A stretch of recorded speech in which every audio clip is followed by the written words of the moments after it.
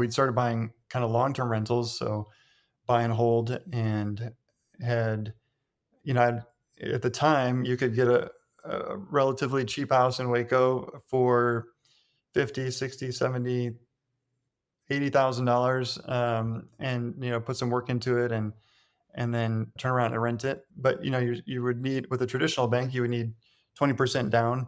And I wasn't completely eliminating the banks out of the process. It just was because I didn't have that much cash on hand to put into the policy and then turn around and pull out to buy the real estate. But to be able to even pay for the down payments, which at that time would have been between ten and $20,000, it made a lot more sense for me to pull the money out of the policy, give that to the bank as the down payment. Then I could use the bank's money to buy the rest of the house and go from there, and then slowly pay myself back into the policy with the rents, and then kind of rinse and repeat, and then just do that again. And so using both Bank on Yourself and the bank to do that. But my eventual goal is to build up enough money in the policies that I can just pay those bank notes off, and then kind of pay myself back, so to speak, so that I have access to that money for some other thing. But then I'm not beholden again to the banks, or as we are in these times of uncertainty with the markets, and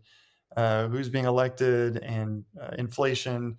That if a renter just leaves, and I'm not able to get it re-rented right away, I have to worry about the next 30 days and how to pay the bank their mortgage payment. As if you're using a Bank on Yourself policy, you don't have to do that. I can determine my own repayment schedule. I can decide if I want to do it this month or next month, or double up my payments or Yeah. whatever. It doesn't matter. And so there's just a lot of benefits to running real estate through your own bank as opposed to using the traditional banks. When you first came across this, what were some of your concerns or fears about, hey, what if this thing doesn't work out as planned?